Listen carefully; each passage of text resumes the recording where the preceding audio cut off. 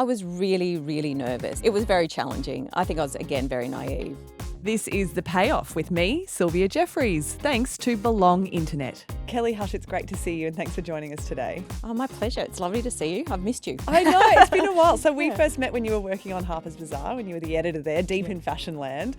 And I've watched you move through various stages of your career since then as well. And we'll speak to all of that, but I'd love to go back to the start for you and what your first job was in the fashion biz and what drew you into the fashion world. I started off as a journalist wanting to be the next yarn event, which was probably not on the cards for me. You and me and everybody else. Exactly, every other journalist in Australia. And I always say, you know, at the time I thought it was terrible, but I looked about 12 when I was 21. So that was always, it's great now that I'm, you know, in midlife, but I was too young to ever be really taken seriously, which was not great. But so I didn't think I could combine journalism with my passion, which was fashion. So I started off at Who Weekly magazine, and it became really clear back then to my editors that I loved fashion. And we used to have these special issues within Who Weekly, and a lot of them had these massive kind of fashion sections. So that was kind of my first job in fashion at a certain extent. You know, I worked in retail when I was at uni. I worked at Country Road and Esprit and did all of that as well. But my first true working job in fashion was being, you know, editor of some of those fashion pages in Who Weekly. And then from there, they, at Time Inc. at the time, they moved me onto the launch of InStyle magazine. So, and that's where I thought, you know what, I can really combine fashion with journalism. Do you remember the day you got the Harper's gig? Because that's a seriously, you know, coveted role in the media business, particularly in the world of fashion. Do you remember landing that gig? Yeah, I never thought, I actually didn't have that on my dream list. I just didn't think it would happen. There was two jobs in Australia at the time, the editor of Vogue and the editor of Bazaar, and the editors at the time never moved on, right? So I kind of didn't even put it in my sights. And then there was a bit of movement with Edwina McCann going to Vogue, and then I was asked to apply. It wasn't easy. I was tapped on the shoulder and not given the job immediately. I had to go through a pretty rigorous interview process with Hearst in New York. So when I finally got it, it was relief, but it was also like, what do you do? What do you do when you get a job that you actually didn't have on your dream list, but it is the ultimate job?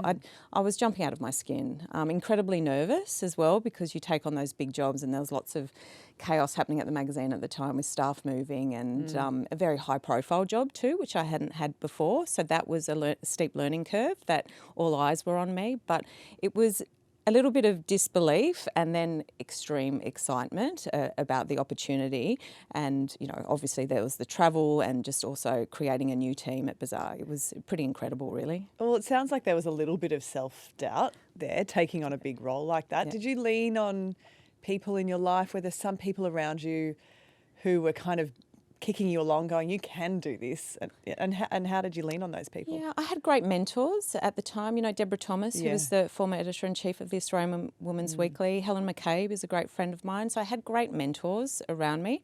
I also had publishers that believed in me, that had given me the job. So, you know, I was given the job for a reason, and it was a highly coveted job. So I think I had to have some faith in that. But it's really I've had some great female mentors in media that have really supported my career, and still today just send me messages of encouragement and you know, even it sounds very maternal, but, you know, I'm so proud of you, Kellie. You know, things that mean a lot from someone that has, I suppose, seen you grow up in the industry. But I would say female mentors have been incredible in my life, and I'm very lucky to have them still around and egging me on and supporting me. And yeah, it's important. It is important. It's critical, actually. I wonder, you know, looking at a life in the world of fashion and fashion magazines, you know, there'd be a lot of people probably listening to this podcast fantasizing about a career in fashion, and how much does it look like The Devil Wears Prada, and are there Miranda Priestleys who get around in, you know, 17-inch stilettos and Hermes bags and the rest of it. What is it really like when you pull back the curtain working in the fashion industry?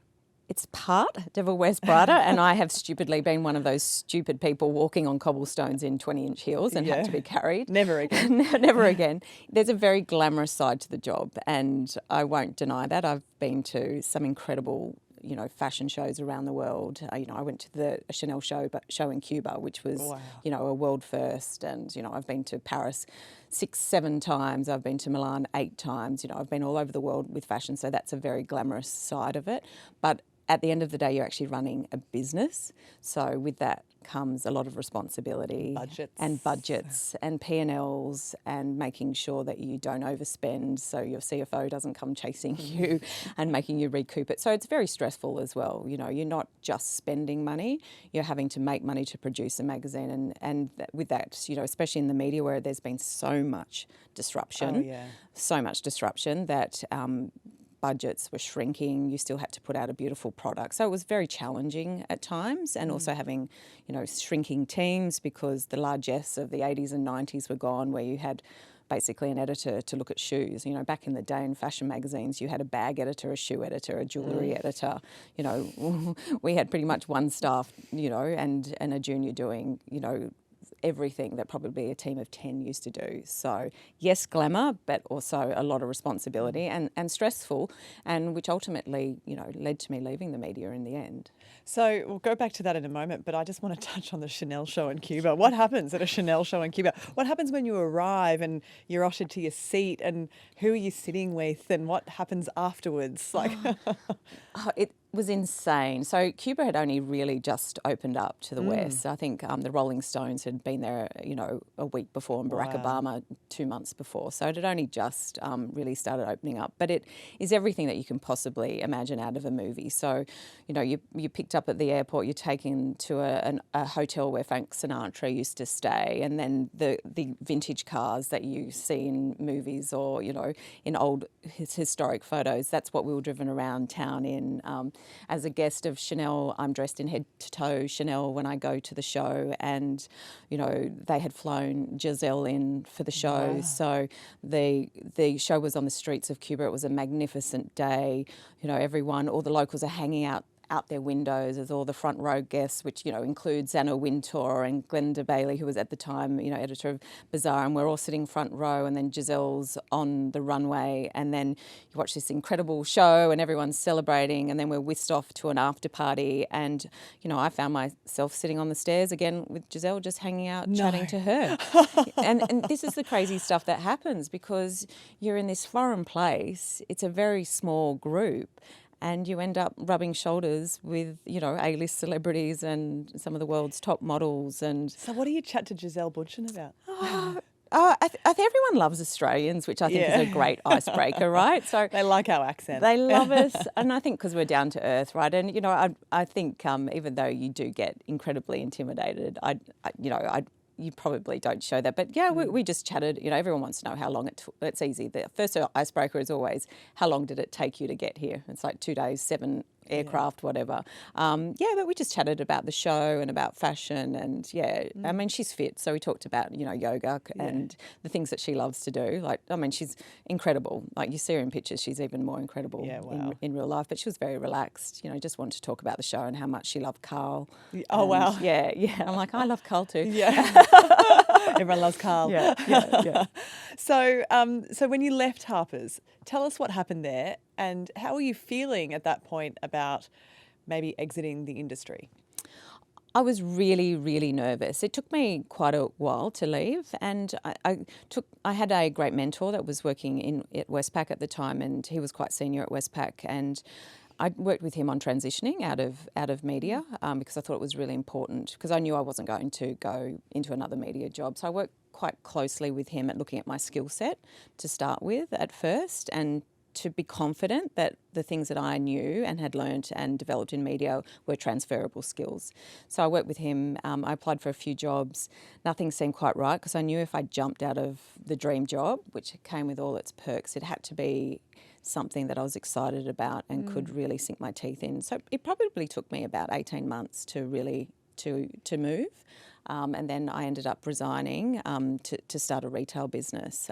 Probably a tougher transition than what I had thought. And there was a lot of shock too. I very much controlled the narrative around me leaving the media. I wanted it to be my narrative, that I wasn't, at the time media was challenged and they were merging magazines. So I wanted to own that narrative, what at the time seemed like a good idea, but probably wasn't, because I really annoyed senior management at Bauer Media at the time. They weren't happy about it, but it meant that I could leave and own that story, that it was my decision to leave. I wasn't sacked. It wasn't because of something else, that I was leaving to set up a retail business. And why were you so determined to set that narrative? I think because I'd had a great career in the media, and I'd seen what had happened to colleagues when they had taken redundancies or left, that it doesn't become clear as to why you left. And I didn't want anyone to think that it was because I had been sacked, because I'd had a great career in the media, and I wanted it to be very clear to people that had supported me and supported the magazine that was my choice. Because there's so many eyeballs on public roles like that, right? So, you know, it's kind of open to being picked apart or misinterpreted or rewritten by a lot of people out there. Yeah, and gossip, right? I knew, even if I went out to friends and colleagues and said, no, it's my decision, the gossip would have started, right? It's, oh no, she was sacked, it was because of this, or because of that. I've worked in the media a long time, right? So, and that's why I really wanted to control the messaging. And maybe it's a part of who I am too. It's I've worked in a very competitive industry for a long time, and I know that it is dog eat dog. So I didn't want to be eaten on my way out. No, nor should you. So it was. Fair enough. Yeah, so it's self-preservation. yeah. And you're right. It can be a dog eat dog Yeah. kind of world and industry. So you have to protect yourself. Yeah. And I think too, what I was going to do was really quite different. So I wanted support for that, and it to be seen as something I wasn't just doing because I had to. It was something that I'd really chosen to do and was backing myself to do. So you went into this retail business. It was a accessories business, like mostly handbags. Yes. And what was some of the learnings for you in that experience, embarking on your own business? I could write a book on it. Yeah. It was very challenging. I think I was, again, very naive. I think, I learnt very early that you sometimes going into business with someone isn't easy. I came out of that unemployed. I'd left a really great job. I thought I would be doing the business called The Way. I thought I'd be doing that for the next, 10 years at least. That was my path. And 18 months later, I was not in the business, and I was unemployed for the first time in my life. And how did you navigate that period? Because a lot of people can approach those, and this is the thing too. Everyone goes through something like this at some stage, and I know exactly where you're coming from when you speak about these things, because when you are a public figure to whatever extent, you can become really protective of your own story and of your own narrative, because you are so vulnerable to it getting out of control and other people rewriting your own narrative. And so it becomes something that you cling to. And I understand that. So when you then head into this territory of not having a job for the first time in your life, how do you approach that period? What's sort of your focus in that time in your life? Well, I had this amazing friend called Carla Zampatti. Oh, I've heard of her. Yeah. And Carla had heard that she was always a great mentor to me too. She loved catching up with me when I was editor of Bazaar. She loved talking about women and, what do women love? What are you seeing your readers? So we used to have those little cups of coffee or, lunch at Bambini's.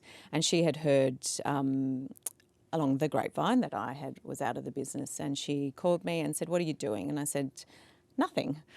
She said, "Well, can you come and help me just a couple of days a week on a project?" And I said, "Okay, I've got nothing else to do." And that was a lifeline. It was pretty much all that I needed. And then from that, it was the 55th anniversary of Carla Zampatti, so I produced a magazine for her. So it was my wheelhouse. Worked on a couple of other projects with her. But she was a lifeline, right? And I think I was, and I was pretty depressed at the time. I knew I was pretty low. It had knocked the wind out of me, and I didn't know where to go from there. I knew I didn't want to go back into the media. But that was a beautiful lifeline, and I worked with her.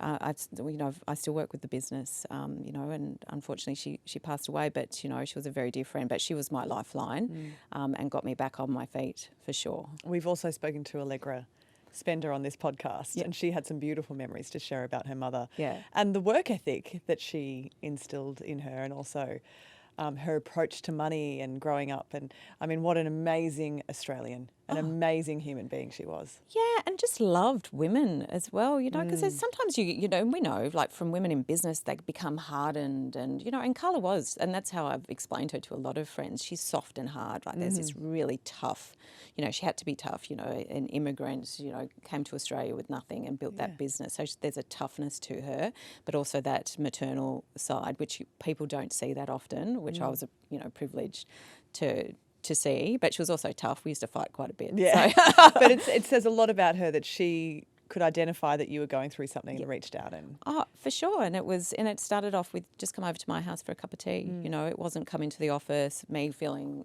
kind of exposed. It was come over and have a cup of tea and let's chat about what you want to do next. So yeah, she was incredible. We all need a Carla's empathy in our life. Yeah.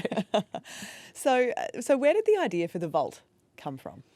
Well, there was a business in the US which is still around called Rent the Runway, and my co-founder was a lawyer at the time and doing due diligence on Rent the Runway, and she saw that the business model was going to be challenged, right? So high overheads, you're buying stock, you're having to warehouse it, take care of it. So she looked at it further, and then we talked about, peer-to-peer. You look at businesses like eBay, that's peer-to-peer, the overheads are low because you're not holding any stock, and then you build a marketplace. It all sounds very easy. It's not. Build a marketplace around that peer-to-peer model. But that's where it came from. It really came from those early movers at Rent the Runway. We also saw that there was an appetite for women who are on social media and even rental stores back then, where women absolutely had an appetite to rent occasion wear, and that's what we really focused on was occasion wear. We weren't going to rent out, jeans and jackets and things like that. We really saw that the gap in the market was for that occasion wear and luxury designer occasion wear. Yeah. But very much looked at that model of what is the most cost-effective way to build a marketplace without the overheads, and that was peer-to-peer. So, okay, this is what sets your business apart. So we're going to take a quick break, and when we come back, we'll explore a little bit more of that in just a moment. Sick of paying megabucks for your internet? Switching could help you. So switch to Belong Internet. They're backed by Telstra, they have a reliable network, and with internet plans with prices that aren't too spicy. Plus, you can change plans once a month and you're not locked in. For zippy internet at nifty prices, search Belong Internet. It feels good to belong. So how have you been able to make the Vault more viable than other rental businesses? You speak about peer-to-peer. How exactly does it work? So peer-to-peer is essentially I own the dress and you rent the dress, and our business acts as the platform in between that connect the lender and the renter. Right. So I own the stock, so the Vault doesn't touch any of the stock. So it's a bit confusing because I'm saying I own the stock. So my name's Tracy. Tracy owns the stock, so I look after all of it. It's my wardrobe that I'm renting out, and then the Vault facilitates that. So we don't own anything. And how do you collect revenue on that model? We clip the rental price. Gotcha. So Okay. So we take a percentage of the rental price. So that's our business model. So it's the easiest way is to explain it like eBay. So you go to eBay and you buy a bike for your kid, and eBay doesn't have the bike. It's, Steve down the road that's got the bike, and you either go and pick it up or Steve delivers it to you and you pay Steve, and then eBay are taking a percentage of that price. Gotcha. Yeah. And how far-reaching is the Vault now? And we have 300,000 active monthly users. Wow. And we have 60,000 renters that are really, really active. So these are women that are renting a couple of times a year and sometimes a couple of times a month. But our USP, again, which makes our business so successful, is we have a cohort called our super lenders. So we have almost 300 super lenders who are women who are building businesses on the Vault. So they are earning between 50 and 200,000 a year from renting out their wardrobes. Wow. Yeah. So how many items and what kind of items are they hiring out? Are they like seriously top, top shelf stuff? Yeah, and you know the great thing about the Vault is our top 10 fashion brands are mainly Australian brands. Wow. So our biggest rental brands are Beckenbridge, Age, Alame, Sir the Label, Zimmerman, Camilla and Mark, Rebecca Valance. So you see all these beautiful brands that you and I love that are actually Australian women love as well. So our super lenders, they might have 50 pieces in their wardrobe. It just depends on the size of the business they're building on our platform. Or they might just have 10, but are rotating them quite often. Wow.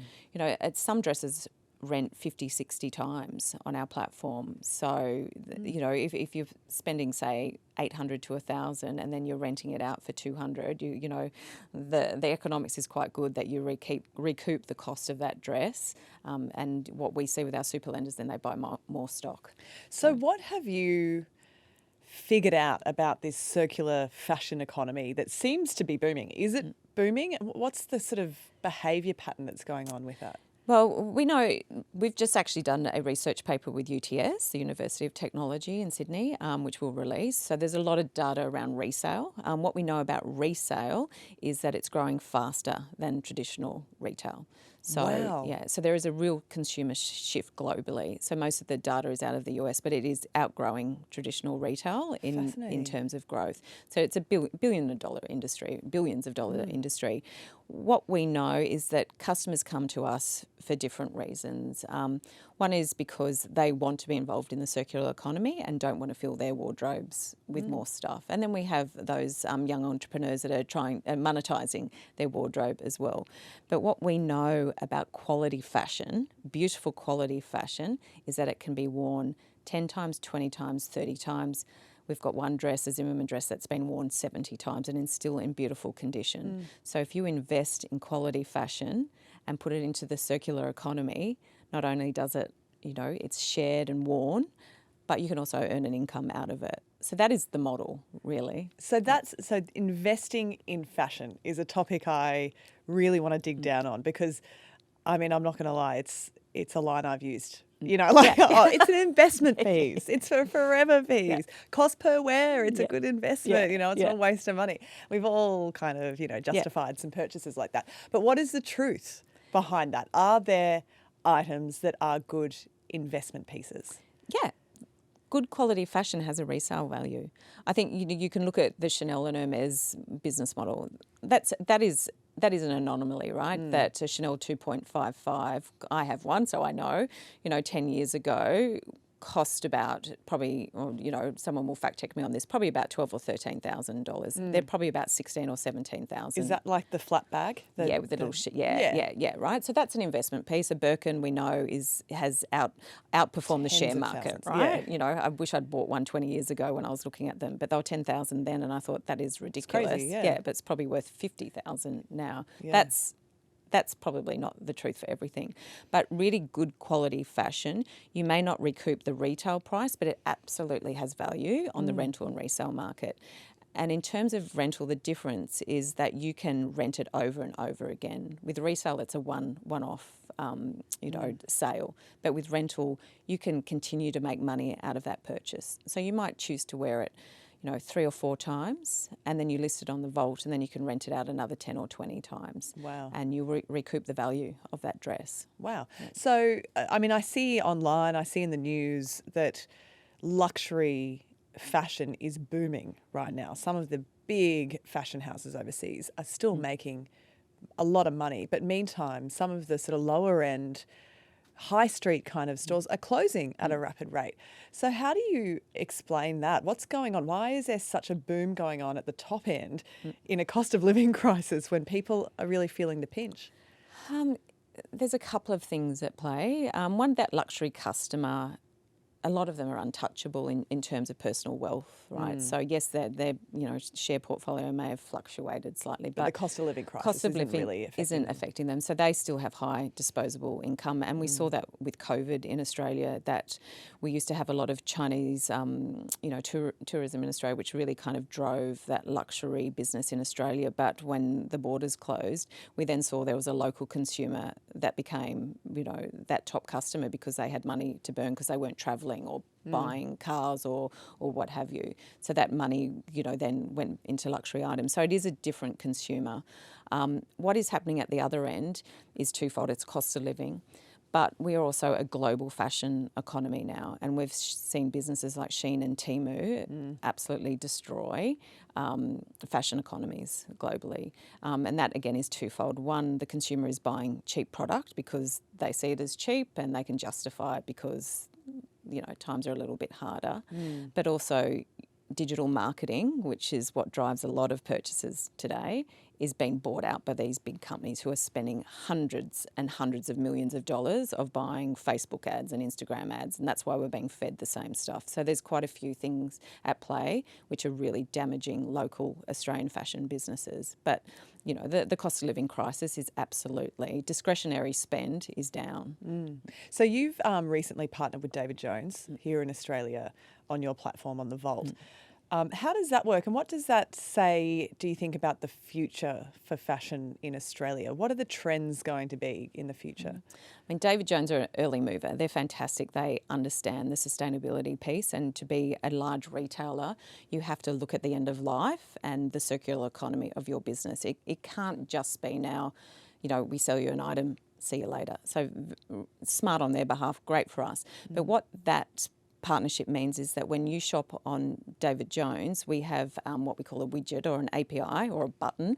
So when you go to buy, say, a Rebecca Valance dress or an Age dress, there is a button on that says save it to the vault to rent later. So you purchase that dress, you tick the box, that dress is delivered to you by David Jones, and we have created an account for you on the vault, and when you're ready you just click a button and all of that product information is now available for you to list that onto the vault to rent straight away. But it's up to you when you publish it. But the trends we're seeing is the reason why the circular economy is not going to go away. Again, there are lots of things at play, but the biggest is global legislation. This is probably the boring part of fashion, but governments, especially in the US, in Europe, the UK, and now in Australia, are saying to fashion producers, you are producing too much, right? And we now want to know what you're doing to reduce the production and what you are doing with your product at the end of life. So you can no longer just bring all this product into the country, sell it, destroy it. We don't care anymore. They're now going to be required to report on circular economies. And for us, we are a circular economy business. So say with David Jones, we'll be able to tell them the dresses that are listed on the vault, what exactly has happened to those dresses. So we can tell them who they were rented by, where in Australia they went. Because we have a partnership with eBay, we can then tell them whether it was resold. So that information is really important now to fashion businesses globally. So that is a massive shift that will impact fashion globally.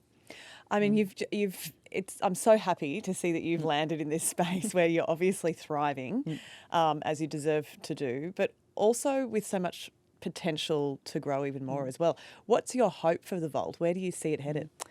Global. Yeah, global domination or nothing. I'm serious. We're launching in the UK. So wow. The Vault platform is ready to go. We have already 1,000, we have 200 super lenders and 1,000 items all ready to go on the Vault UK. So we'll go live with that in the next couple of weeks.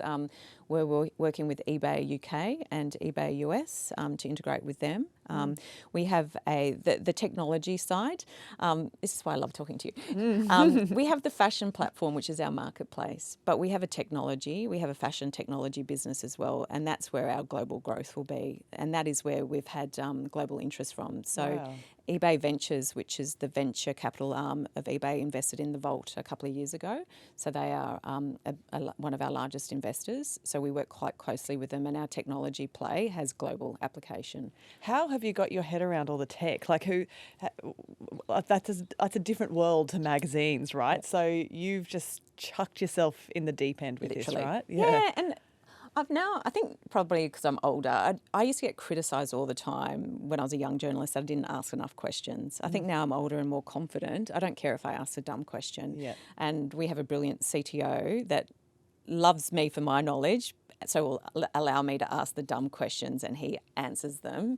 politely and and that's the thing, right? I didn't know much about technology, right? I grew up in the era where there was no Instagram, right?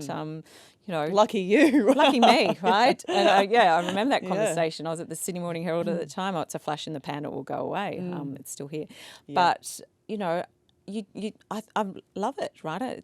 I'm learning so much, and there's still an application of what I know, especially in the fashion space, and also having worked at Harper's Bazaar, I have a global fashion network, and it's back to my mentor at Westpac. It's like having that confidence to look at what I've learnt and grown over the year, which is I'm very proud of my network. That it is an international network. So now I can, go to London and there's still people I know from the fashion industry that are still very powerful within that I can connect with, that connects my business to the UK market and to the US market. So yes, learning a lot of stuff about technology, but I love it. Really, really enjoying it. I think this is so encouraging for a lot of people who think about a career change or a pivot, as we all say these days, because you often fear that your skills won't transfer or you don't have exactly the skill set that's required. But oftentimes you just have to really focus on the skills that you have developed and how meaningful they would be in another environment. Yeah, and I think it's that confidence thing, right? And when we don't always have it, and I absolutely, I absolutely agree. And it's not thinking that you need to go and do an MBA or this to go and get a new job, because I actually did have skill set that was transferable, right? Being curious is a great thing in a room, and that's what I kept being told. Like, someone that can get into a room and ask lots of questions, that is, and with confidence, being able to communicate, right? really. Massive skill sets, and you underestimate that because we're surrounded by really good communicators. So you just think it's a dime a dozen. Oh, and I bet you've handled some pretty prickly characters over the years too. I have, and sometimes people find me prickly now. Sometimes you got to be a little prickly, right? Yeah. But yeah, it's having a look at what you can do rather than what you can't do. And I can say that now because I've been through all iterations of I can't do that. But I think I just hone in on what you're really good at. Yes, I ran a P&L, but seriously, do you want me to run your P&L? I would probably say no. Yes, no thanks. I know, I sit on the board of MJ Bale, and it's an awesome group of people, and they know I'm not the P&L person, and that's great because that's not my. Yes, I can read one, but that's not my passion. It's not my skill set. But I'm there for another. Your lane. Yeah. So if we look a bit more big picture in terms of you, Kellie, and maybe how you grew up and your relationship to money. When you look at your career, there's great ambition there and drive and resilience as well. Who or what sort of set your business and your money mindset when you were growing up? Yeah, I grew up in Canberra, so beautiful middle-class family, but my parents built a new house in the 80s, so we had 18% interest rates. And it was tough, and I will always remember that. We had this great house, but Mum and Dad couldn't afford carpet, so we had seagrass matting for years in our house, and my brother it's funny because he's a banker now, right? But he was a BMX star and he used to travel a bit. So Mum and I would quite often stay home, and we would have no money for the weekend. It may have been $20. And I recall that really clearly because she would try to make the weekend really lovely for me, but we couldn't do anything because my brother was away racing and that's where the money was going. Listen, I've got no resentment towards my brother, but I do remember there not being a lot of money around. And also being really aware that my parents had worked. They both didn't go to university, right? Hardworking, but didn't have a university education. I knew that there weren't going to be handouts because that's not the kind of family. So I knew that everything in life I would have to work for. You'd have to create it. I'd have to create it. There wouldn't be a cheque written when I was 21 or 30 to buy a house. That was not going to happen. So I was very clear from the get-go that anything I achieved would be done on my own. But you cannot underestimate the power of having a really loving, supportive family, right? So that is invaluable. For sure. I wouldn't trade that for anything. Well, that's a richness in itself. Yeah. That's a wealth in itself. Yeah, exactly. Having parents that have always thought I was amazing and backed me and encouraged me. I never felt like, never felt like I was a girl. It was just, I was just going to go off into the world and succeed. It was like, oh, you should do this or you should do that because you're a girl. It was never, that wasn't even questioned. It was, my mum, in actual fact, still says to me, you do too much, right? When I got, the CEO of Australian Fashion Week at the moment, and I actually didn't call my mum. I only called my mum when I knew it was going to be released in the media because I thought she would worry. And she immediately did worry. Yeah. And then she called me back the next day and said, I'm so proud of you. But my mother's instinct is to worry because you do so much. And I said, I wouldn't do it unless I really wanted to, Mum. So, but yeah. Yeah, always very conscious of money. But I bought my first house when I was 27. So I was always very good at saving. My first job in Sydney was at Practical Parenting magazine. I wasn't paid very much money. I lived on, it's hideous, but white roll and banana sandwiches for I think 12 months, which I knew would cost me $1.20. Yeah. Like it was all those things. I was frugal. Yeah. So, yeah. Financial independence is clearly something that's always been really important to you. I've always been financially independent, and it's funny because Carla Zampatti used to say that to me all the time, and I'd be like, Carla, I've got that under control. I've always had my, I'm married. I've been married for 20 years. I have, mortgages, but I've always had my own money. I've managed my own salary. I've negotiated all my own salary. My husband and I work together and we contribute to a mortgage together and family costs, but I have my own money. And I've found that really, really important. I think we had a shared credit card for about 1 minute because I was in Milan at the time. I went to, it was the first time we'd ever had a joint credit card. And I'd arrive in Milan, I'd go straight to Prada because at the time you'd get 30% off media. So I'd go straight to Prada, and I'm a size 38. So the shoes used to sell out really quickly. Yeah. So I'd go straight to Prada, I'd buy my 1 or 2 pairs of shoes, and then I'd go to Corso Como and buy myself something. And he rang me and he said, oh my God, I think your credit card's been stolen. I said, what do you mean? He said, shoes at yeah. Prada. He's like, there's X amount of dollars on the credit card straight away. They've used it at Prada and this place called Corso Como. And I hung up on him. And then I texted and said, we'll never have a joint credit card ever again. No, we're done.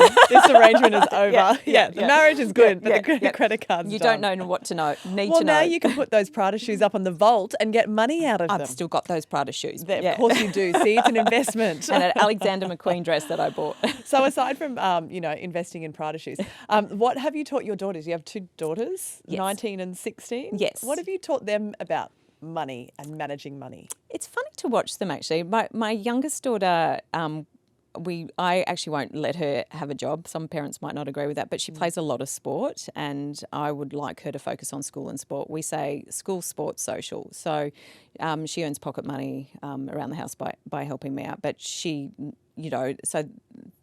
has to be frugal, right? Because she gets an allowance and that's it. But it's our family decision that she can't have a job yet, and that's because she can't. I'd rather that she's playing her sport and focusing on school.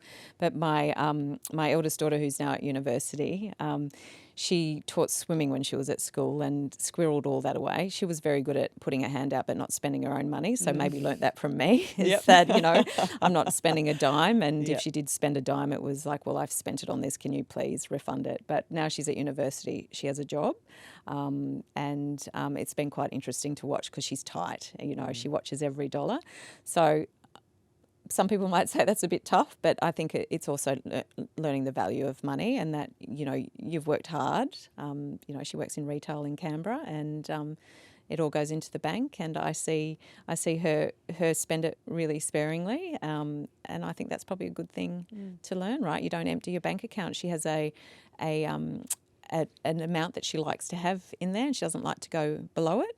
So if she does spend a bit of money on something, it's then quickly she saves again to get it back to that. Yeah, her buffer. Yeah. So look, if you're looking back over the course of your career in its fullness at this stage, because there's still obviously a lot to run with the vault, what would be maybe one of the most important lessons that you could share with anyone listening to this podcast today?